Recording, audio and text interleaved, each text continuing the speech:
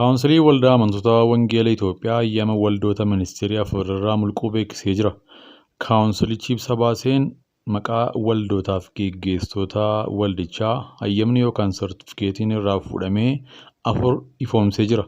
Haaluma kanaan tokkoffaa Raajii Iyyoob Ciroo yookaan Jooyi Ciroo tajaajilaa fi abbaa waldaa God's Light Glory International Ministry.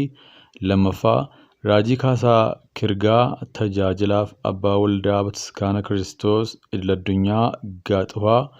Sadaffaa Raajii Misxuruu Mazgabuu tajaajilaaf abbaa waldaa Kiristoos Samaay Tsiyoon. Afuraffaa Raajii Biiniyaam Shittaayee tajaajilaaf abbaa waldaa ministirii idil-addunyaa dhugaa mootummaa waaqaa irraa hayyamni isaanii mulqamee jiraachuun ibsamee jira. Akka ibsa waldittiin baaftetti raajonni kunneen barnoota sobaa fi barsiifata hin taane uummataaf kennaa turanii jiru. Akkasumas namoonni kunneen gorfamanii dogongora isaanii irraa dabachuu waan hin dandeenyeef tarkaanfiin hayyama isaanii akka irraa mulqamu ta'ee jira jechuun Kaawunsilii Waldaa Amantoota Wangeela Itoophiyaa beeksisee jira. Maddii Kaawunsilii Waldaa Amantoota Wangeela Itoophiyaati.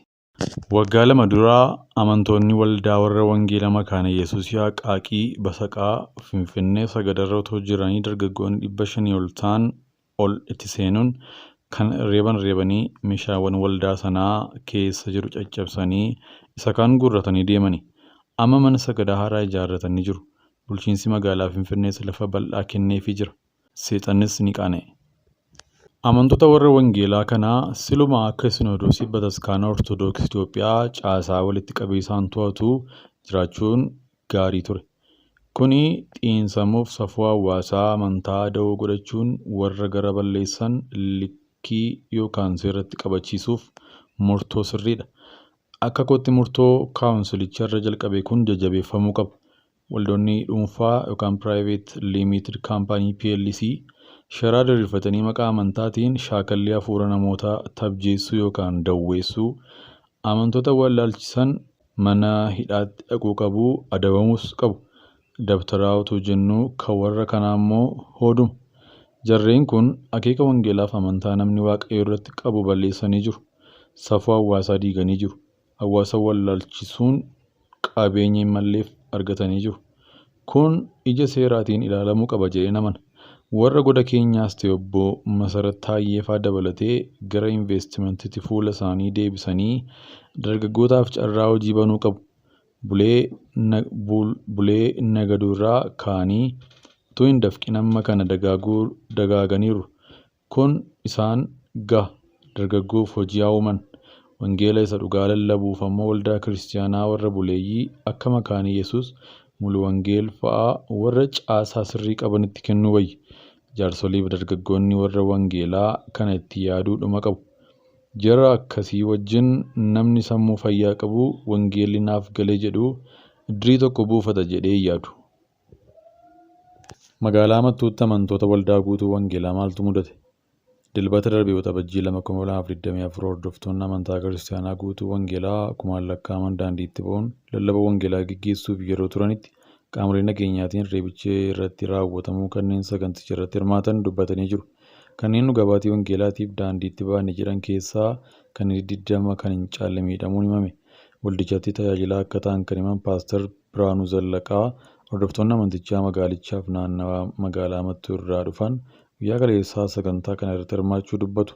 Lallaba wangeelaatiif ta'ee magaalaatti kan baanee turre. Baay'inni namaa 1000 ni caala. Daandii osoo hin cufin karaa lafootirra deemaatii wangeela lallabaa turre. Kun immoo mirga heerri mootummaa nuuf kennedha. Qaamoleen nageenyaa dhufanii nu dhaabsisan jechuun haala turee himuu eegalan. Erga nu dhaabsisanii booda faarfattoota konkolaataa irra turan gara waajjira poolisii geessan. Amantoota kaaniin ammoo akkuma jirtanitti tataa jedhanii waajjira poolisii deemnee haasofsiisne. Ijoollee hidhamte nuuf gadhiisaa jedhan Paaster Biraanuun. Sagantaan kun waaree booda naannoo sa'a 10tti akka jalqabee kan himan Paaster Biraanuun erga galgalaa'ee naannoo sa'aatii 1 ta'ee booda qaamoleen nageenyaa amantoota tata'anii turan irratti reebicha raawwachuun bittimsuu himan. Reebicha poolisiif milishaa magaalaa Mattuutiin amantoota kanneen irratti raawwatameera jedhamanis namoota 20 hanga 30 ta'an irra miidhaa qaamaa ga'us himanii jiru. Hirmaataan sagantichaa kan ta'e Amaanu'el Warquus haleellaan kun amantoota irratti kan raawwatame bakka waan hundi karaa nagaatiin deemaa turetti akka ta'e himu. Nuti waa'ee Yesuus lallabuuf baane malee sibiila dhagaa hookkarri nuti qabannee baane hin jiru. Bakka sabni nagaan taa'ee jirutti humna dabalataa fidanii reebicha nurratti jalqaban. Namoota reebaman keessaas daa'immaniif dubartootatu baay'inaan miidhame jechuun waan argee dubbatee jira. Shamarree Dangirmaa immoo namoota reebicha kanaan miidhaan irra ga'e hospitaala Kaarl Mattuutti yaala argatan keessaa tokkodha. Poolisootatu reebicha nurratti raawwate. Ana sibiilaan mataa koo rukutan, harki koos rukutamee jira. Namootatu baajaajiin hospitaala na geesse. Mataa koo amma naaf hodhamee jira. Na waliin miidhamuudhaan hospitaalichatti kan yaalames namoota 30 caaluu jette jedhan. Shamarree Kaakii Biiniyaamis warra reebicha kanaan miidhaman hospitaala Kaarlitti yaalaman keessaayi. Isheenis reebicha irra gahee kaleef harka isheerraa midhaan gahuu fi amma hospitaala baatee dhuunfaan akka yaalamtuutti himamuu dubbatti. Aangawoonni godinichaa waan jedhan qabu laata? Reebicha qaamolee nageenyaatiin hordoftoota amantaa waldaa guutuu wangeelaa irra ga'e jedhame kana irratti kan gaafanne kantiibaa magaalaa Mattuu Butshaalee Jirsoo hiriira amantaa eeyyama hin qabnetu raawwatame jedhan. Magaalaa keenyatti kaleessatti waldaan amantaa waaqeffannaa magaalaa keessaatiif eeyyamsiifte hin turre. Namoota hiriiree magaalaa keessa deemu poolisiin itti ba'e. Eeyyama waan hin qabneef maalummaan isaas waan hin beekamneef yeroof dhaabsifamee ture jedhan. Erga sagantichi waaqeffannaa ta'uunsaa hubatamee eeyyama qabaachuu baatan illee poolisii waliin dubbannee namoonni to'ataman akka gadhiifaman goonee jirra. Namni to'atamee bulee hin jiru jedhan kantiibichi deebii dhimmicha irratti kennaniin. Waldaan guutuu wangeelaa caamsaa 11 bara 2016 waaqeffannaa daandii irraa magaalaa keessatti gaggeessuuf eeyyamsiiftee akka turte kan himan kantiibaan kun saganticha jijjiiranii kaleessatti qabachuu wanti beeknu hin jiru jedhan. Poolisiin namoonni lakkoofsaan hedduu ta'uu kun beekamtii fi eeyyama malee sochii taasise qaama daandii cufee magaalaa jeequuf ka'etti waan hubateef yaaddoo nageenyaa jiruun sodaachisaa sochichaa dhaabsisuu himan. Magaalichatti waldaan amantaa kan waaqeffannaa magaalaa keessaa yeroo qabaatu xalayaan gaafachuun eeyyamsiiftee raawwachuu danda'a kan jedhan obbo Tashaaleen qaamni nageenyaas eegumsa barbaachisaa kan kennuuf ta'uu dubbatan. Ta'een kaleessa Mattuutti mudate kunis eeyyamaaf beekamtii dhabuu irraa akka madde himan.